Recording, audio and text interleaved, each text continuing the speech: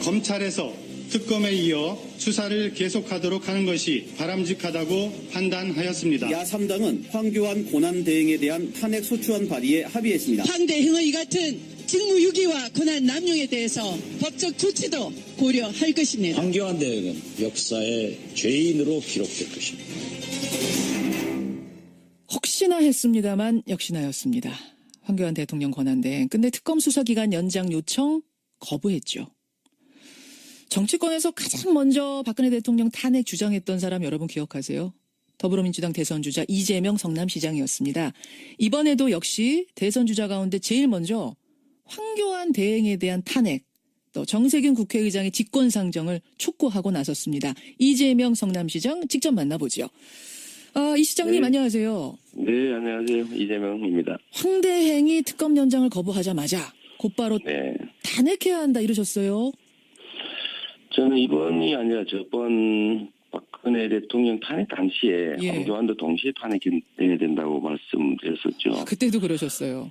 왜냐하면 이 황교안 대행이 실질적으로 이 박근혜 최순실 공범인데다가 이 대통령을 보장할 총괄 책임 보좌기관이 총리인데 이 총리가 해야 될 일을 제대로 했더라면 사실 뭐 이런 일이 발생하기도 어려웠겠죠. 그래서 공동 책임자였고 거기다 좀 더 더한다면 향후에 대통령 권한 대행을 하면서 대통령을 편들어서 국민의 뜻에 반하는 여러 가지 행위를 할 것은 충분히 예상되는 거였기 때문에 한꺼번에 책임을 물었어야 된다. 그때 이미 그때도 얘기했었고요. 이게 뭐 연장 승인을 거부할 것은 뭐 99.999% 이미 예상된 거였는데 그걸 기대한다고 하는 것 자체가 저는 조금 이해하기가 어렵습니다. 그렇군요. 그러는데 근데 황 대행이 특검 연장 승인을 거부한 게 뭐 국민 다수 정서에 어긋난 건 맞지만 현행 헌법상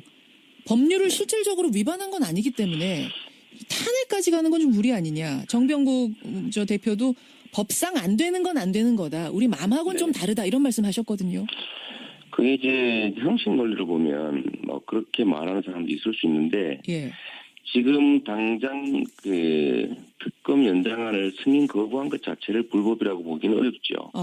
그런데 이번 특검 연장안을 거부했다고 탄핵을 하자는 게 아니고 제 말씀은 이게 헌법 위반이라고 하는 게 무슨 꼭 형사처벌 사안만을 말하는 건 아닙니다. 그러니까 법률이 또 헌법이 정한 의무를 이행하지 못하면 이게 공무원을 파면하는 즉 징계하는 절차이기 때문에 국민의 뜻으로 과거에 헌법에 정한 국정총괄기관 즉 대통령 총괄 보좌기관의 보좌 업무를 충분히 못한 게 분명하기 때문에 그게 탄핵 사유에 해당되는 거죠. 그렇기 때문에 탄핵을 할 법적 근거도 충분하다고 보시는 거예요. 그러면 이미 탄핵 근거는 만들어져 있는데 그걸 안 하고 있던 와중에 국민의 뜻에 어긋나는 행위를 추가했으니까 그건 정상 참작 사유고 과거에 이미 탄핵 사유는 만들어져 있다. 그런 박근혜 대통령 탄핵 소추할 때 이미 황교안 총리도 탄핵이 됐었어야 마땅하다. 같이 소추됐었어야 마땅하다. 이 말씀. 공범이고 보좌 업무를 충실히 못한 형식 참여권도 이미 갖추었으니까. 근데 황 대행을 탄핵한다면 지금 대통령 자격으로 탄핵하는 겁니까? 국무총리 자격으로 탄핵하는 겁니까? 왜냐하면 대통령 자격이 된다면 국회에서 3분의 2가 찬성을 해야 되고 국무총리면 3분의 1이 돼야 되고 이게 아주 다르거든요. 네, 그런 주장하는 분이 계신 것 같은데 형식 논리적으로 이건 대행할 뿐이고 그 총리는 총리일 뿐이죠. 총리를 탄핵하면 총리가 없어진 거고 그러면 대통령의 권한 대행을 부총리가 대행하는 거지 총리의 대행을 대행하는 건 아닙니다. 논리적으로 명확하죠. 그래서 총리 자격으로 탄핵을 하면 충분합니다. 알겠습니다. 그러면 권한 대행이 또 나오는데 괜찮을까요? 너무 혼란스러워지는 건 아니냐 염려하시는 분도 계시는데. 권한 대행의 대행은 아니고 대행을 하는 선순위자가 사라진 정도에 불과하죠.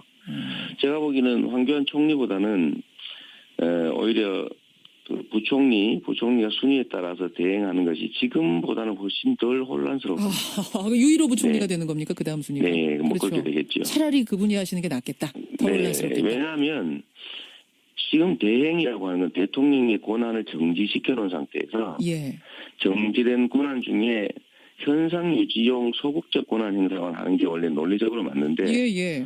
황 대행이 지금 대통령 흉내를 내고 있지 않습니까? 흉내를 내고 있어서. 네. 유일호 부총리는 흉내 안 내실까요? 제가 보기에는 좀 차이가 있을 겁니다. 알겠습니다. 네네. 알겠습니다.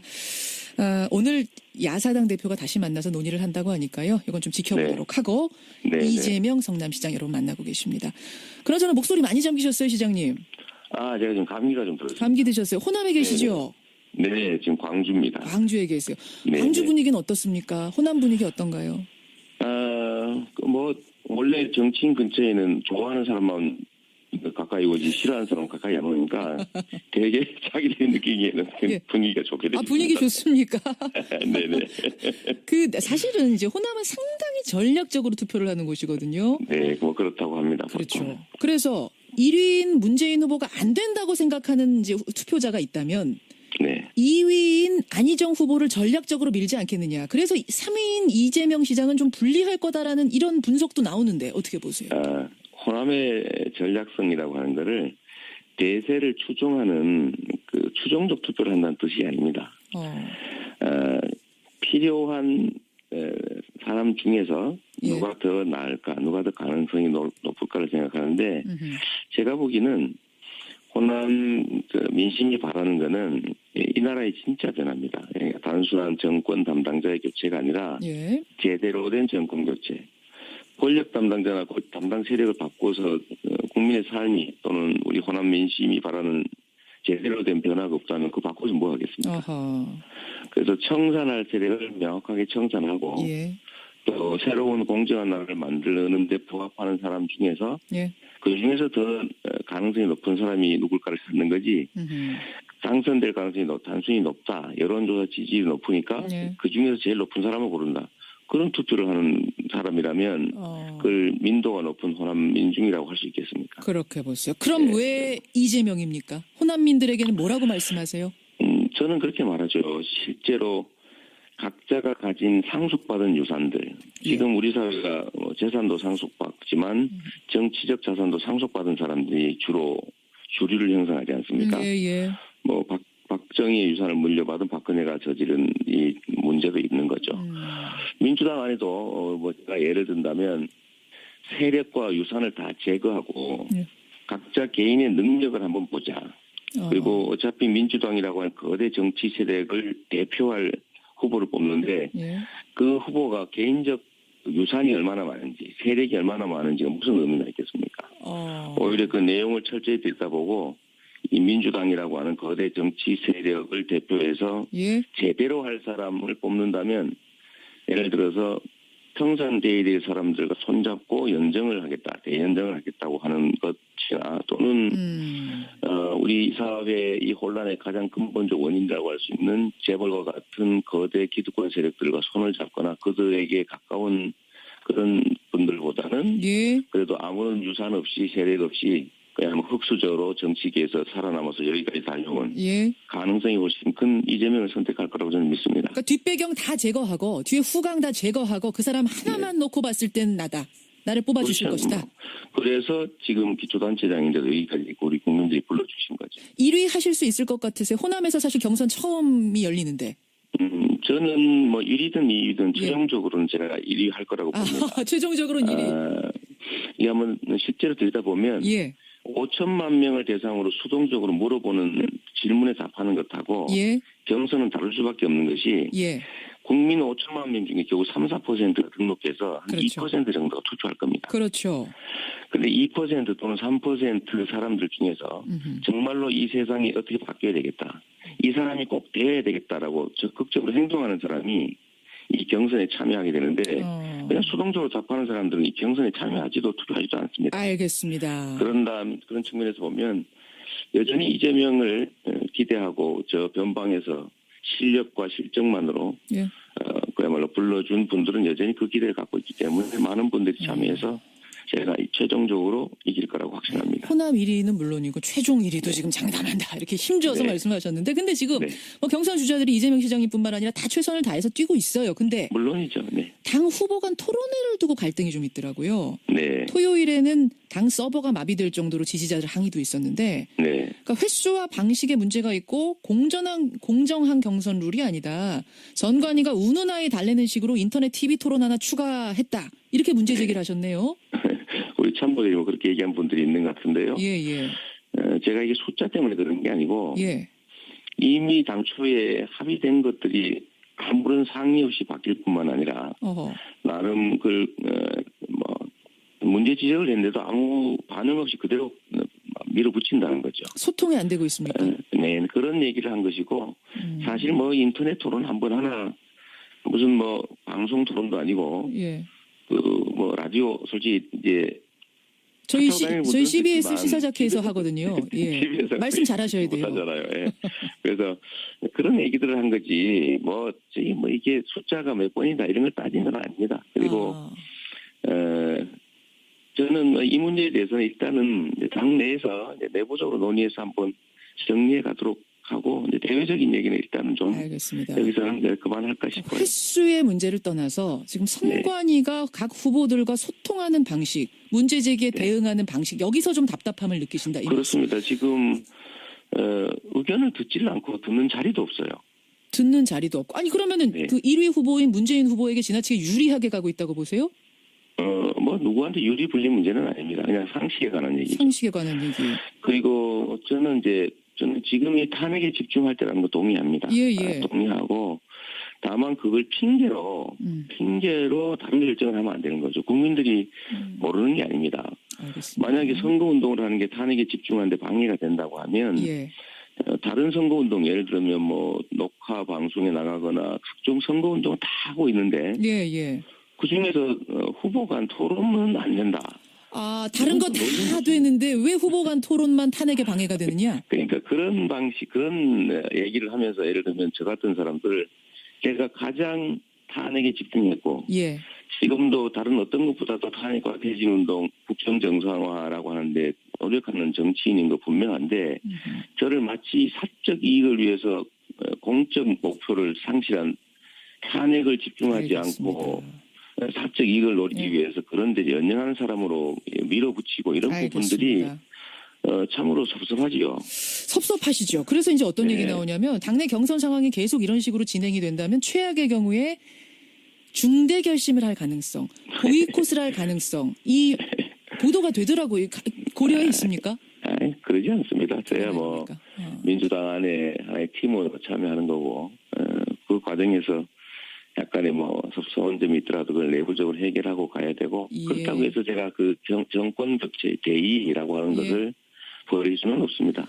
제가 그걸 위해서 제가 대통령이 되기 위해서 나를 노력하는 사람이 아니라 이 사회를 공정하게 바꾸는데 대통령이 가진 권한이 필요해서 이 경기에 참여했고 그런데 그 대통령이 권한을 갖는 것보다는 정권 교체가 더 큰 가치인데 거기에 훼손을 줄 수는 없는 겁니다. 중대 결심이란 말은 이건 너무 지나친 과잉 해석이다. 참모들 중에 일부 아마 하나님 그런 얘기하는 분이 있을 수도 있는데 그건 또 하지 말라고 제가 얘기해놨습니다. 7002님이요. 이재명 시장이 감기 조심하세요. 지지자가 문자 주셨는데 감기 조심하시고요. 목소리 관리 잘하시고요. 오늘 고맙습니다. 네, 감사합니다. 이재명 성남시장이었습니다. 얘기했었고요. 이게 연장 승인을 거부할 것은 99.999% 이미 예상된 거였는데 그걸 기대한다고 하는 것 자체가 저는 조금 이해하기가 어렵습니다. 그렇군요. 그러는데 근데 황대행이 특검 연장 승인을 거부한 게 국민 다수 정서에 어긋난 건 맞지만 현행 헌법상 법률을 실질적으로 위반한 건 아니기 때문에 탄핵까지 가는 건 좀 무리 아니냐. 정병국 대표도 법상 안 되는 건 안 되는 거다. 우리 마음하고는 좀 다르다. 이런 말씀하셨거든요. 그게 이제 형식 논리를 보면 그렇게 말하는 사람도 있을 수 있는데 지금 당장 그 특검 연장안을 승인 거부한 것 자체를 불법이라고 보기는 어렵죠. 그런데 이번 특검 연장안을 거부했다고 탄핵을 하자는 게 아니고 제 말씀은 이게 헌법 위반이라고 하는 게 황대행을 탄핵한다면 지금 대통령 자격으로 탄핵하는 겁니까? 국무총리 자격으로 탄핵하는 겁니까? 왜냐하면 대통령 자격이 된다면 국회에서 3분의 2가 찬성을 해야 되고 국무총리만 3분의 1이 돼야 되고 이게 아주 다르거든요. 네, 그런 주장하는 분이 계신 것 같은데 아니, 형식 논리적으로 이건 대행할 뿐이고 그 총리는 총리일 뿐이죠. 총리를 탄핵하면 예? 총리가 없어진 거고 그러면 대통령의 권한 대행을 부총리가 대행하는 거지 총리의 대행을 대행하는 건 아닙니다. 예. 논리적으로 명확하죠. 그래서 총리가? 총리 자격으로 탄핵을 하면 충분합니다. 알겠습니다. 그러면 권한 대행이 또 나오는데 괜찮을까요? 너무 혼란스러워지는 건 아니냐 염려하시는 분도 계시는데. 권한 대행의 대행은 아니고 대행을 하는 선순위자가 사라진 정도에 불과하죠. 제가 보기에는 황교안 총리보다는 황대행이 특검 연장을 거부하자마자 곧바로 탄핵해야 한다 이러셨어요. 저는 이번이 아니라 저번 박근혜 대통령 탄핵 당시에 예. 황교안도 동시에 탄핵해야 된다고 말씀드렸었죠. 그때도 그러셨어요.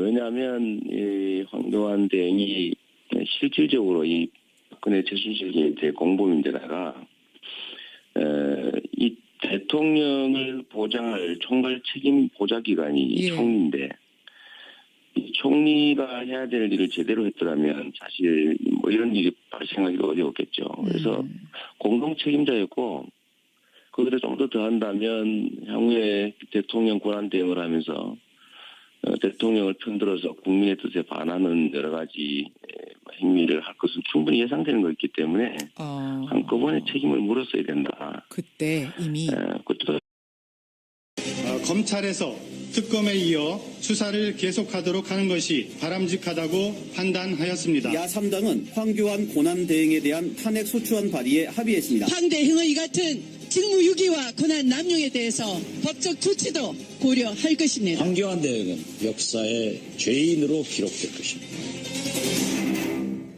혹시나 했습니다만 역시나였습니다. 황교안 대통령 권한대행. 근데 특검 수사기간 연장 요청 거부했죠. 정치권에서 가장 먼저 박근혜 대통령 탄핵 주장했던 사람 여러분 기억하세요? 더불어민주당 대선 주자 이재명 성남시장이었습니다. 이번에도 역시 대선 주자 가운데 제일 먼저 황교안 대행에 대한 탄핵, 또 정세균 국회의장의 직권상정을 촉구하고 나섰습니다. 이재명 성남시장 직접 만나보죠. 이 시장님 안녕하세요. 네, 안녕하세요. 이재명입니다. 무슨 꼭 형사처벌 사안만을 말하는 건 아닙니다. 그러니까 법률이 또 헌법이 정한 의무를 이행하지 못하면 이게 지금 공무원을 파면하는, 즉 징계하는 절차이기 때문에 국민의 뜻으로 과거에 헌법에 정한 국정총괄기관, 즉 대통령 총괄 보좌기관의 보좌 업무를 충분히 못한 게 분명하기 때문에 그게 탄핵 사유에 해당되는 거죠.